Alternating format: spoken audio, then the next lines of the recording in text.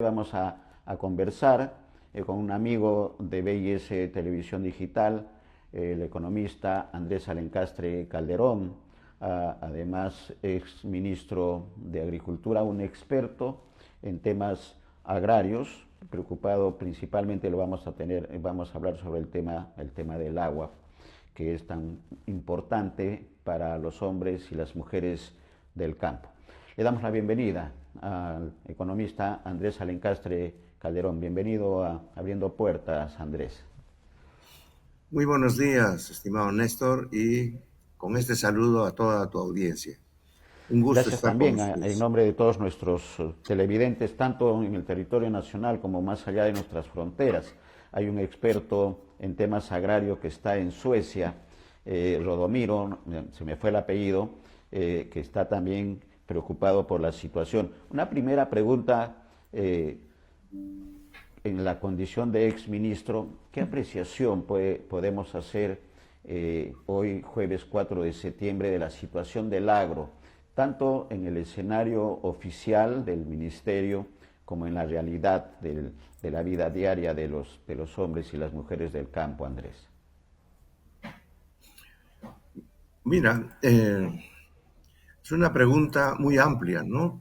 Y la apreciación que yo tengo es una primera reflexión, es cómo estamos abordando los temas estructurales de la situación de la agricultura en el Perú. Y un segundo tema es cómo estamos abordando los temas específicos más coyunturales. La relación entre estos estructurales y coyunturales conforman esta problemática en cada uno de los lugares donde hacemos agricultura.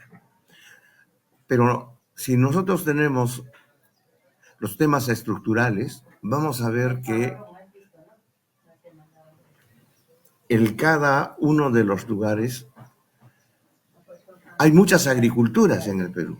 La agricultura del norte es distinta a la del centro, a la del sur y a la Amazonía.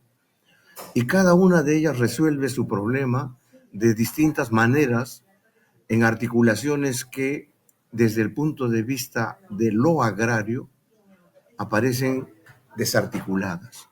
Entonces, el primer tema es, tenemos un problema de centralismo excesivo en la ejecución de la política agraria, si la tenemos. La segunda es, sin una descentralización efectiva, los problemas del sector agrario se van a multiplicar porque no hay una sola receta que permita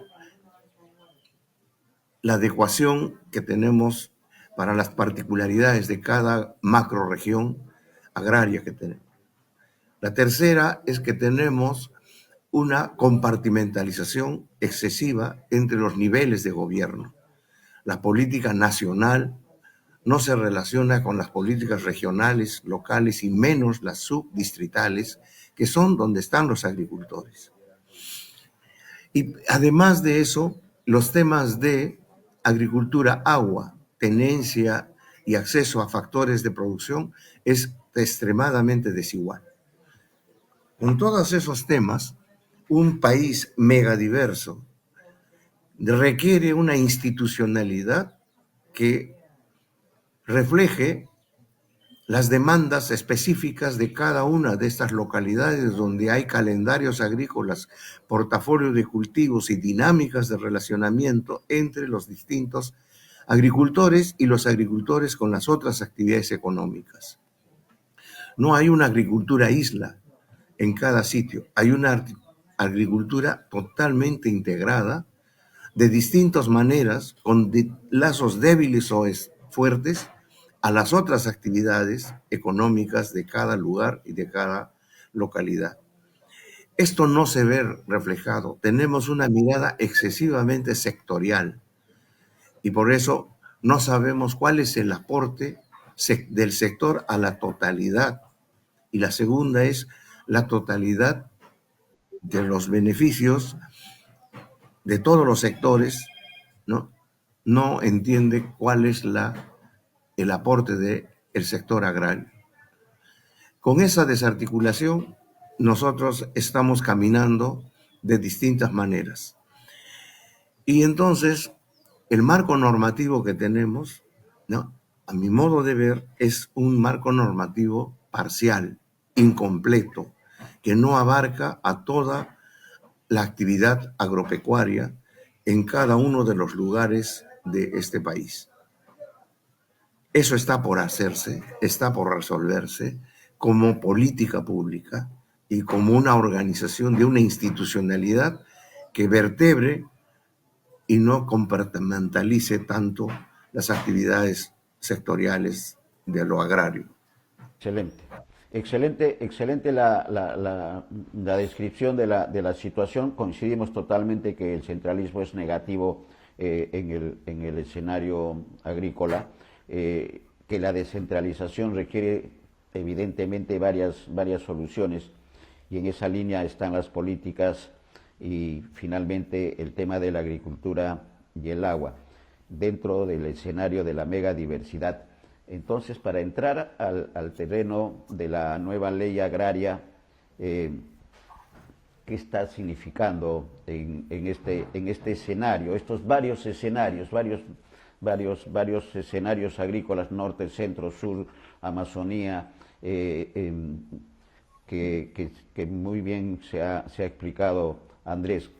¿Cómo hay coherencia en esta nueva ley agraria con esta situación? ¿Se está tocando realmente soluciones que puedan permitir que la agricultura tenga el lugar que debe de tener dentro de la estructura no solamente económica, sino en el tema de la alimentación y la agroexportación? No, mi opinión general sobre la nueva ley que se ha aprobado recientemente y es la continuación de los otros intentos es tres grandes cosas. Una, para mí es incompleta. La actividad agropecuaria es muchísimo más grande de lo que abarca en específico la nueva ley que se ha dado en el Congreso. Yo no tengo nada contra los agroexportadores ni nada por el estilo. Está bien y han tenido la oportunidad y muchos han opinado que era una ley que ya no era necesario darse porque ya habían cumplido sus 20 años de beneficios y estímulos bastante logrados y el sector agroexportador y agroindustrial había crecido con tasas tendencialmente crecientes y superiores a los de los otros sectores en la mirada sectorial, de contabilidad sectorial que tenemos. Pero hay un gran sector. El sector de agroindustria y agroexportación no es más de menos de 500,000 hectáreas. El resto de los 38 millones de hectáreas no tiene un marco normativo que les permita atenerse a unas reglas de juego que permitan el mercado interno y el mercado de articulación a la agroexportación.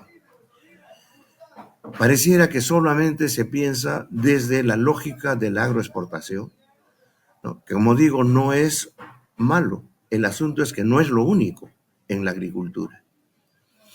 Y que todos los demás agricultores y las formas de organización para la producción agropecuaria tengan que vincularse de manera en los canales y los sistemas de producción, de procesos de producción, con estas de agroexportación que no suman más de 35 productos de exportación. Es cierto, han crecido y es una cifra que está muy reconocida por todos, pero hay otra parte de todas las formas de agricultura, de todas las estructuras de la tenencia de la tierra que no están consideradas en los planes nacionales, ni en los planes regionales, ni en los planes municipales, y están andando a la libre de las condiciones que entre ellos se ajustan a abastecer los mercados de alimentación y de conexión con la agroindustria. Entonces, esa ausencia de que un gran tamaño de la agricultura en este país no encuentra un marco normativo y el que existe sigue reforzando a esta porción de los agricultores dedicados a la agricultura industrial y de exportación. Esa ausencia es la que me preocupa. Entonces, no se puede generalizar los éxitos de un sector que tiene una estructura empresarial corporativa y que tiene todo un proceso organizado a todos los commodities internacionales para que sea el único motor de locomotora que arrastre el resto. Tiene que haber otras formas de organización hacia otros estímulos y que reconozca la diversidad de actividad agropecuaria que existe en este país. Los calendarios son distintos en el norte que en el sur. Los productos de cultivo de la actividad agropecuaria son distintos. No hay un calendario nacional exclusivo. Eso lo saben todos, pero en la lógica se sigue pensando que tenemos un solo calendario y que eso es generalizable, universalizable a todos los productos que son materia de la producción agropecuaria y la alimentación. Esa es nuestra preocupación. Es incompleta, no abarca todo lo que es la problemática de la actividad agropecuaria. Al interior de la ley tiene otros temas, pero si hubiera un marco normativo que atendiera de manera descentralizada los temas de la articulación de los niveles de gobierno y de las relaciones intersectoriales, estaríamos en otro escenario, pero no lo hay. Y esa es una de las preocupaciones para cómo va a ser el nuevo marco normativo de la actividad agropecuaria en el país. Porque con esta sola ley no abarcamos todo. Entonces, eso significa que, siendo una ley incompleta, que coincidimos en el tema, ¿qué comentario, Andrés, con respecto a los beneficios tributarios? 20 años que tuvo la agroexportación y que entendemos que la nueva ley, en todo caso, el experto nos dirá si continúan esos beneficios tributarios y qué es lo que está significando en el tema de la economía macro de nuestro país. Bueno, ese sector ya al interno del texto y de las indicaciones que tiene esta nueva ley,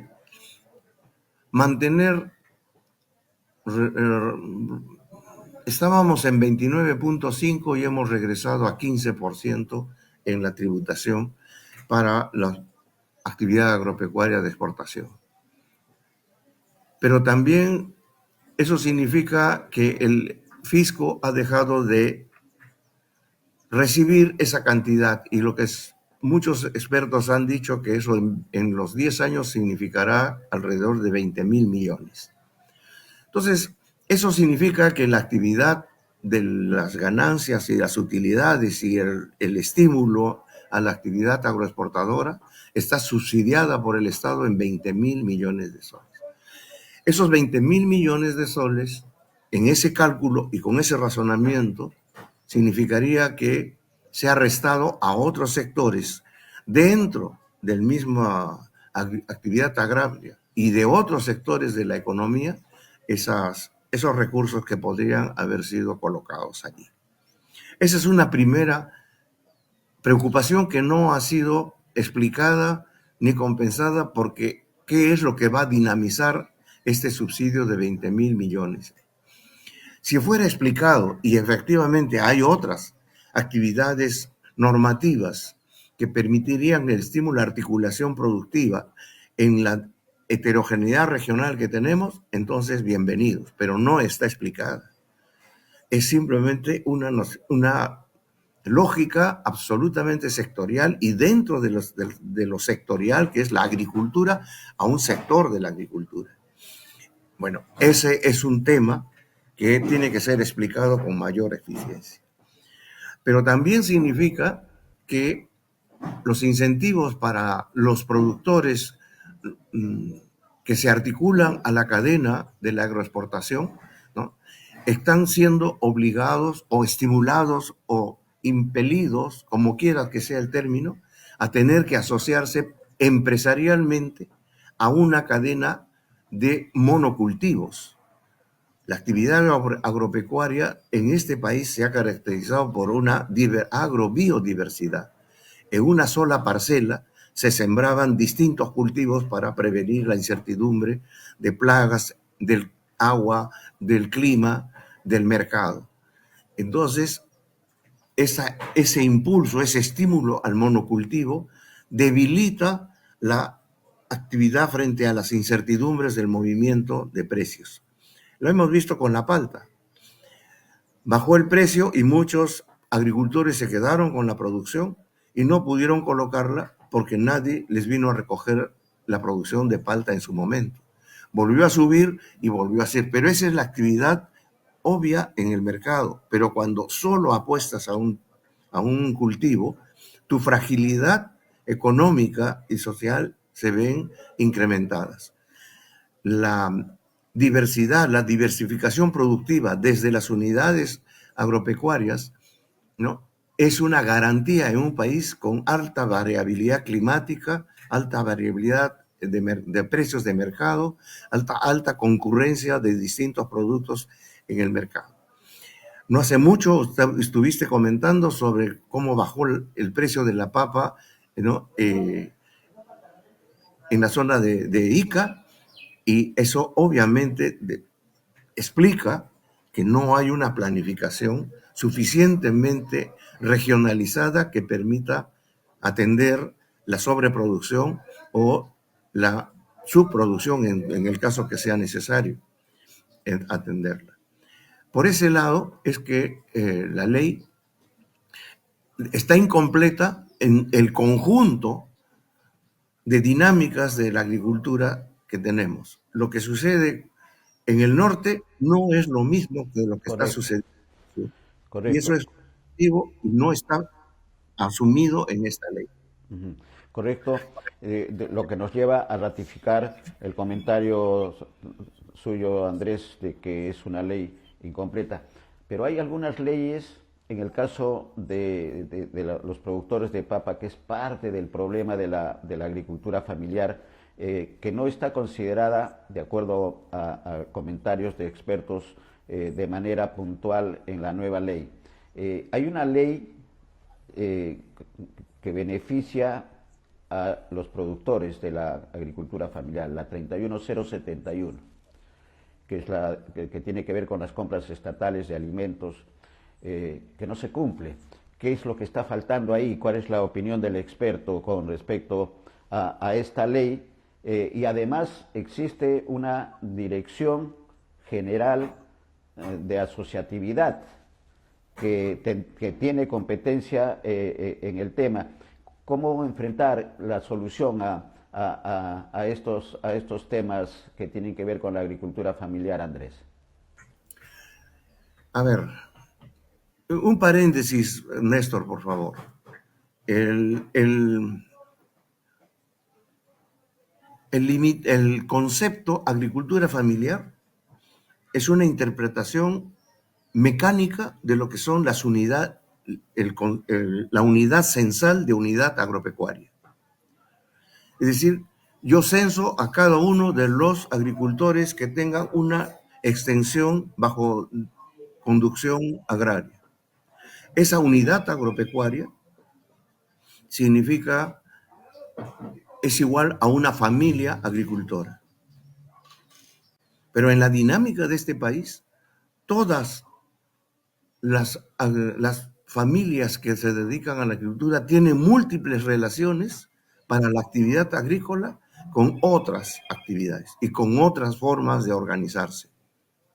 Entonces, hay que tener una lupa, una mayor mirada, una mejor mirada para entender qué es la definición de agricultura familiar y qué es la agricultura andina, la agricultura de los valles, que está con múltiples interacciones, múltiples conexiones de carácter territorial.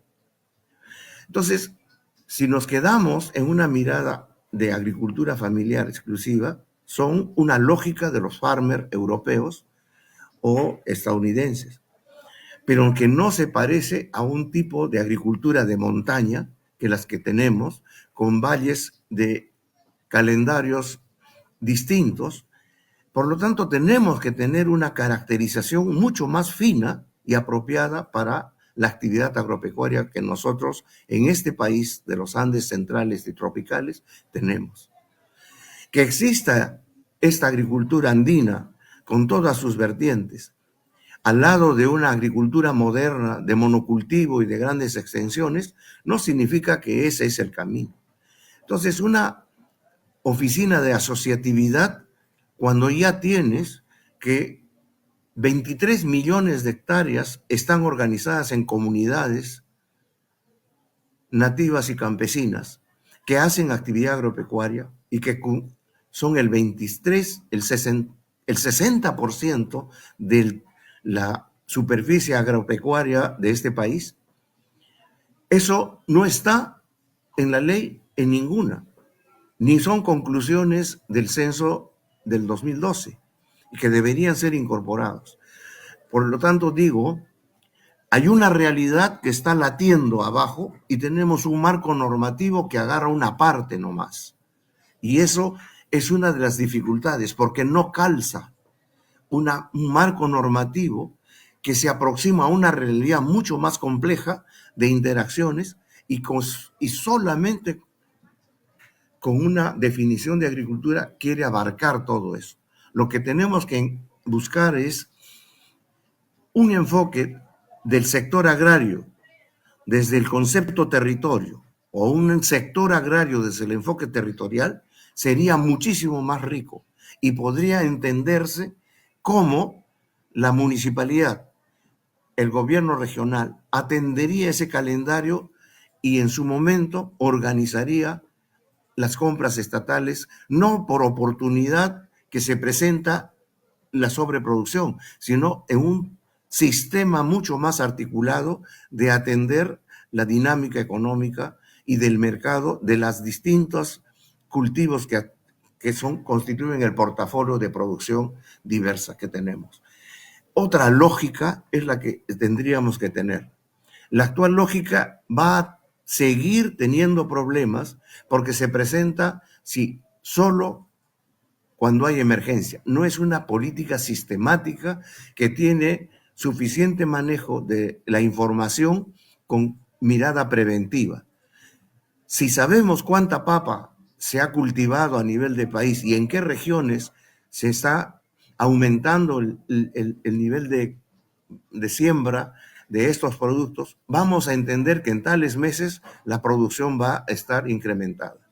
Y por lo tanto hay una mirada previsible de planificación para atender este tema.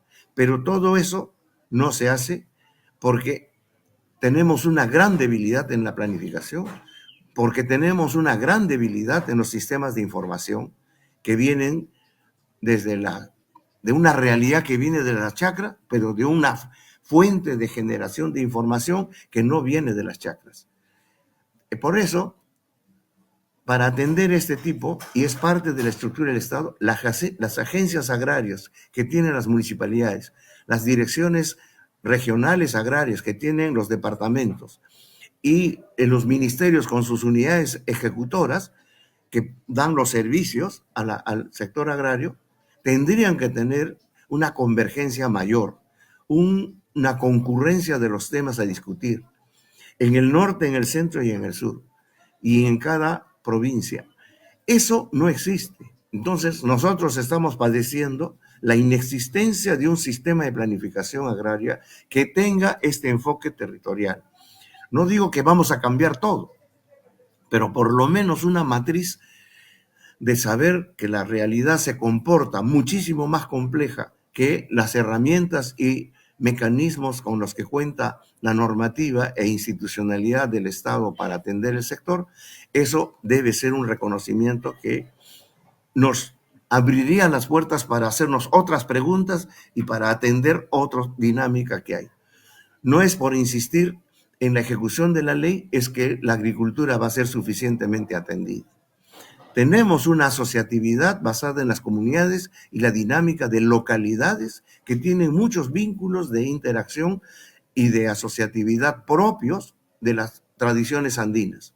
pero no se está estimulando eso y se la incorpora en la organización de por cultivo de productores, de cooperativas, que está bien, pero no es suficiente para abarcar este universo de agricultores que tenemos en la agricultura andina mega diversa. Qué interesante, Andrés, estas últimas precisiones, ¿no? Con respecto a la agricultura familiar, y se nos ocurre, porque en algún lugar y algún personaje lo escuchamos decir que no es agricultura familiar, que sí podría llamarse agricultura productora de alimentos, para quizás hacer una precisión, un comentario sobre eso. Y el otro tema es el tema de totalmente de acuerdo con la falta de planificación y de articulación. Agencias distritales, direcciones regionales, dirección nacional.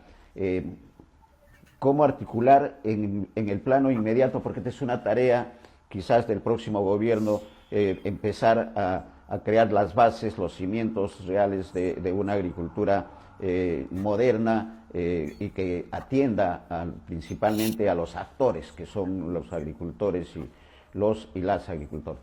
Pero en el tema de la ley 31071, ¿es posible en un término inmediato buscar alguna solución que favorezca y no se esté pagando 50 centavos por el kilo de papa y de otros productos que también se dan en ese escenario, teniendo en cuenta que no hay articulación y no hay planificación, Andrés? No, es que, como te digo, al ser incompleta, se preocupa por la dinámica de esta función primario exportadora que tenemos en el Perú, que es nuestra manera de relacionarnos con el mercado global. Ese privilegio a determinados comportamientos productivos hace que nos olvidemos de un gran bolsón que está existiendo con grandes desigualdades y con grandes discriminaciones. Entonces, si nosotros nos preocupamos por mirar el presupuesto de la República destinado al sector agrario y de luego repartido en los niveles de gobierno, vas a entender que es un reparto aritmético, pero ese reparto aritmético ni siquiera está articulado, ni siquiera está supervisado y ni siquiera está alineado a los objetivos regionales. Mi preocupación es que la agricultura está sola y es atendida a una parte, la otra parte está ausente y por lo tanto entonces vamos a ser reiterativamente presa de fenómenos como el sobreprecio o la subvaluación de la producción agropecuaria. Si no resolvemos una buena fuente de información desde la chacra hasta el agrupamiento de las cifras, nuestras decisiones van a estar equivocadas. A eso tenemos que agregarle múltiples otras corrientes como es la atención al crédito, la de los fertilizantes, la de asistencia técnica, extensión, que no se están dando porque no hay una preocupación central. A ver, una reflexión que yo tengo es, hace 20 años teníamos un número de población que alimentar en el país y había un número de productores agropecuarios que alimentaban ese país con toda su producción. Actualmente han pasado 20 años, ha habido migración, se habla de que hay un tema de abandono de las actividades agropecuarias y se habla de un crecimiento de las zonas urbanas. Sin embargo, estos 34 millones de habitantes que ahora somos siguen comiendo, siguen alimentándose por esta producción agropecuaria diversa en todos los lugares de nuestros departamentos. ¿Cómo se explica entonces que hay una tendencia a la disminución de la actividad agropecuaria de estos agricultores organizados en las formas que tengan y que están alimentando a una población creciente, que siempre está diversa y que uno mira los mercados y encuentras todo tipo de oferta de distintos cultivos? La importación también se incrementa de alimentos que en el concepto de la seguridad alimentaria ingresan para aminorar los precios. pero eso no indica que todos estamos comiendo. Entonces hay que buscar la coherencia entre la importación y la producción y explicarnos cómo un sector de agricultores que está calificado como de subsistencia, con niveles de productividad bajísimos, con una estabilidad sin atención financiera, ni asistencia técnica, ni acceso a fertilizantes, puede seguir alimentando, puede seguir subsistiendo como una actividad que alcanza a dar de comer de manera diversa todos los días en todos los lugares. Entonces, algo está mal en nuestra mirada de qué es lo que pasa con el sector agrario. Y por eso insisto, el marco normativo está hecho en gabinete, mientras que la realidad está circulando y moviéndose por otros temas. Yo pienso que hay que salir de esa caja, mirar la realidad y reincorporarse para reestructurar esa caja del aparato público y el marco normativo que tiene. Esas son las cosas que realmente no calzan, y es mi preocupación que con esta ley tampoco va a calzar, porque atiende a una parte de la agricultura. Totalmente. Y no a toda la agricultura. Excelente, excelente, Andrés, por esta precisión de esta situación y lo que se tiene que hacer. Hay un gran compromiso entonces para quienes van a asumir el gobierno a partir de abril del próximo año. ¿Cuáles serían? No hablemos de recetas, sino de acciones que tendría que tomarse para que dejemos de ser informales, creo que podría ser la palabra, y entrar a una etapa mucho más científica con respecto a la agricultura y a los actores que son la razón de ser, que son los agricultores de la costa, de la sierra y de la selva. ¿Cuál sería la ruta para lograr ese inicio, esos cimientos que decíamos en la anterior reflexión, Andrés? Sumando lo que hemos hablado, estimado Néstor, el primer tema es que es urgente. Un país con alta megadiversidad debe tener una política de descentralización para todo, pero principalmente para la actividad agraria. De tal manera que se dinamicen muchísimos de los brazos que ahora, por esta mirada segmentada y compartimentalizada, no se están moviendo. Y entonces, descentralizar significa rearticular todas las oficinas regionales, municipales y de organizaciones de los productores centrarse en la realidad en la que están. Esa descentralización tiene que ser de cara a la megadiversidad y a la especialidad en la que están asumidos los agricultores. Sería de gran interés que todos los del norte, que se sienten del norte, que existe un sentimiento de pertenencia norteña, ¿no?, se pongan a pensar que la actividad agropecuaria abarca a varios departamentos en las características que tiene. Pero también sería cuál es la responsabilidad del gobierno regional y de los gobiernos municipales en respaldar, asumir y tener un rol rector en sus ámbitos para la agricultura regional. Eso significaría una recentralización de toda la actividad con una mirada territorial. Entonces el ministerio tendría 4 grandes direcciones regionales, norte, centro, sur, promoviendo la articulación de las direcciones regionales y las agencias agrarias con las organizaciones de productores que están allí y que no tienen ninguna audiencia ni una contraparte de la interlocución de la actividad agropecuaria. La segunda es que tiene que haber un presupuesto que también esté fomentando la articulación intergubernamental e intersectorial. No existe como mandato de política. Y no estamos cambiando toda la Constitución. Lo que estamos haciendo es mirando al interior de las ausencias, una un proceso de articulación y de reestructuración de los vínculos, del relacionamiento que no es estimulado. Una tercera gran cosa es que en cada sitio deben haber respuestas específicas. No hay respuestas generalizables en este país. Todo tiene que ser hablado en plural para que podamos tener que esa mega diversidad regional es atendida con un instrumental regional dentro de disposiciones centrales del gobierno para que se atienda esa habilitación de políticas regionales y que van a tener la obligación de vincularse con las locales subdistritales.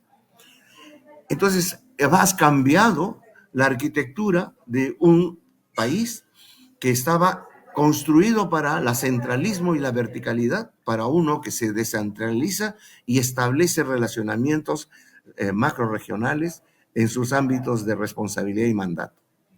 La segunda es que todo va a funcionar según la dotación. La dotación del agua en el norte, en el centro, en el sur, para los múltiples usos, es distinta. Y tiene que ir más allá de lo que es solamente los consejos de cuenca.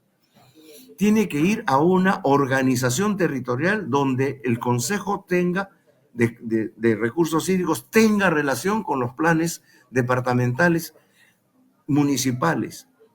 Esa relación no existe como política, existe como proyectos, pero no como política.